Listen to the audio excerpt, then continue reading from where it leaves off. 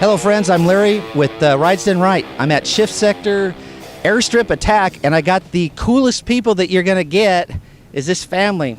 So with me is Armik. And Armik, you're out here driving. You've got a few cars in your clan. And what are you driving out here today? Well, I personally was driving a 2006 Ford GT. I noticed a was in there. It's the end of the day. What's the was part? Well, I was here exactly a year ago in this event, and I had a brake failure. So I decided to replace the brake and then do a brand new build-up. And the goal was to hit the world record on a 6-speed rear-wheel drive, which is 205.5 miles an hour, and car has the capability of doing it. So we did a complete build-up since exactly a year ago until today, and we noticed that the transaxle synchros from second to third and a third to fourth start failing. That means we can't shift gears. You get stuck in one gear. So was this something you found on just the last run? Because I saw you running earlier and it looked like it was doing fine.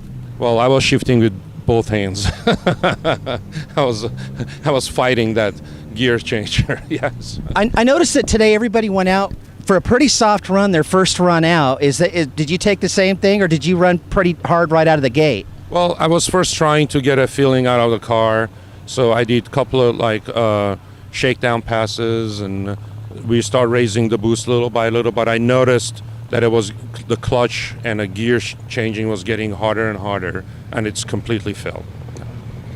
So does that mean tomorrow are you going to play in the Porsche some, or get in one of the other cars and still get to play, or?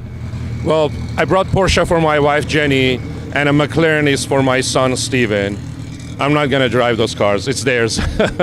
So we'll sit back tomorrow in the shade and enjoy the show while they're doing it. You're based out of Los Angeles now. Have you been, when you started your racing, and we talked earlier, you've been doing this since really for a long time. 2005 was when you had the incident, and so what do you primarily race down in the LA area, a lot in California?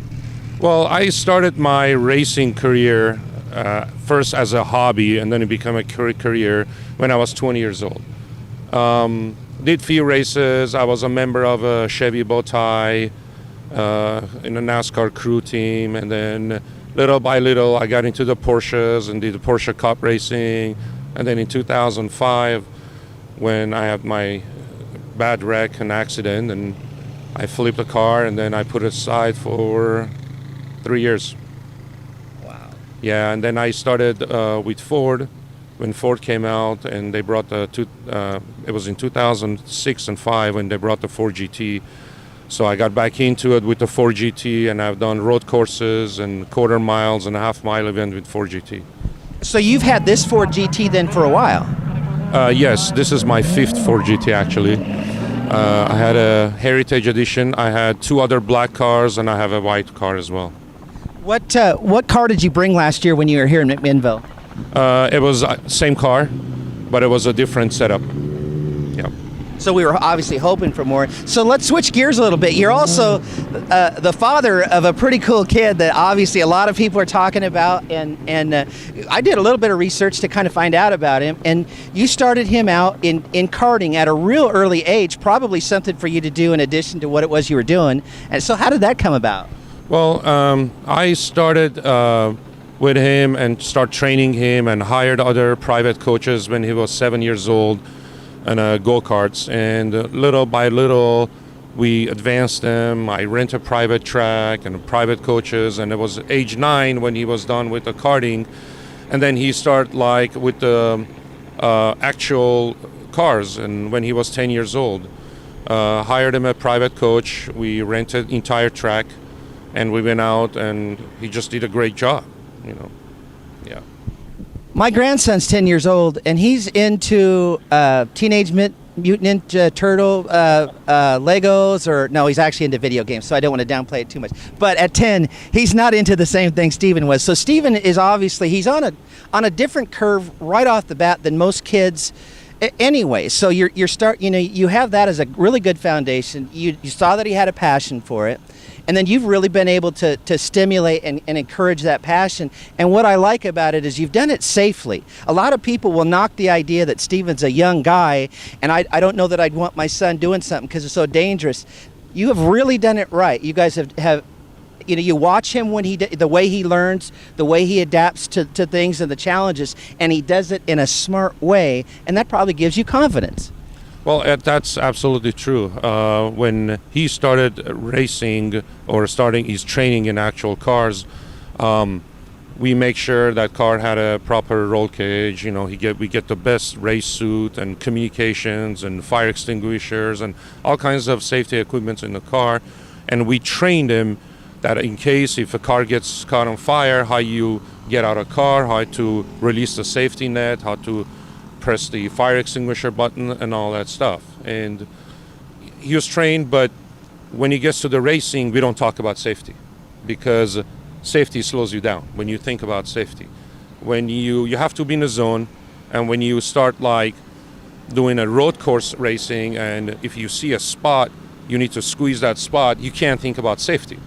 And he had his moment, he went off a few times.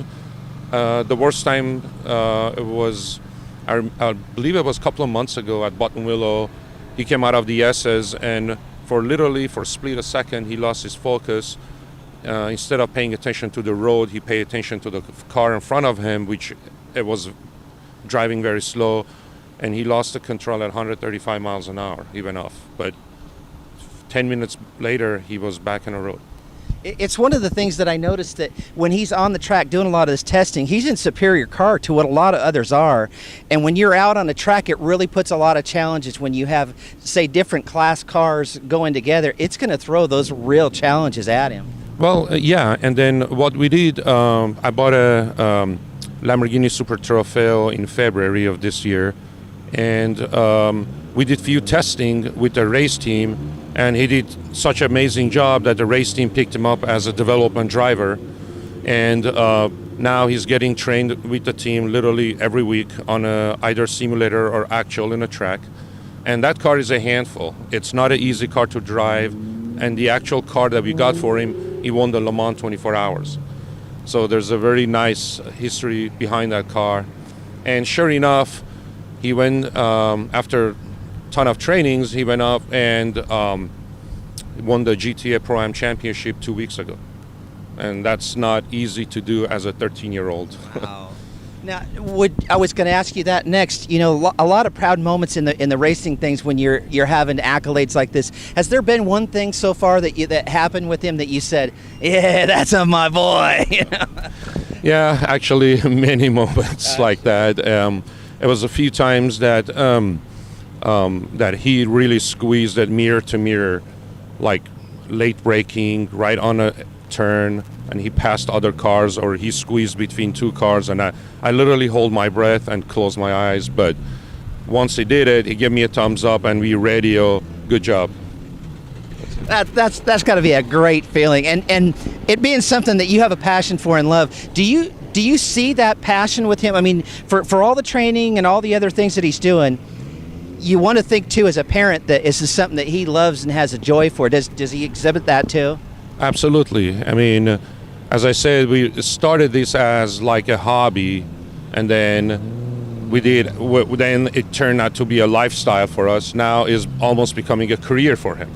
He's starting his Formula One training in 2 weeks with the Canadian team, and it'll be 3 days of training. They're going to do some testing with him and see where he's going to stand.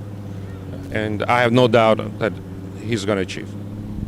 Now this, as a fan, when we talk about all the series and all the things that anybody can get, we've been waiting for a U.S. Formula One guy for a long time, and we know that it has to come up from the ranks of a young person that's going through it, and he qualifies. He has all the little check marks that we want to see somebody get to that level. So I'm rooting for him. I'm hoping all of our folks are going to be right behind him. It's neat for us to kind of get an insight to see a little bit about what you guys are doing. One final thing, when you guys are out as a family, because this is a family affair, When you have a weekend like this and you're doing cars, what do you do in your off time? Do you guys then leave here and say, I'm going swimming or bowling or going pizza? What's your like little getaway?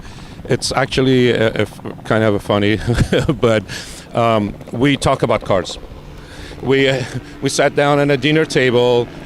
He gets his coaching report, he gets his briefing report, and he needs to study it. And I ask him questions, I test him, and we watch either Top Gear or Chris Harris on cars or like other car shows, and we challenge each other too. It's funny because my wife Jenny, she was out there today ripping apart on a brand new Porsche GT3 RS, which is one of two made on that color. Brand new car. It's a true collector car, but she didn't care. She was like doing pass after pass, and then she started challenging Steven that you see how fast I can go. It was just a funny thing. Well, you guys are in for a lot of fun, and we're as fans, we're in for a great treat just watching you. So I thank you so much for taking the time with us. We had a great time visiting with you, and wish you all the best as you keep going. Thank you for having me. Thanks, guys.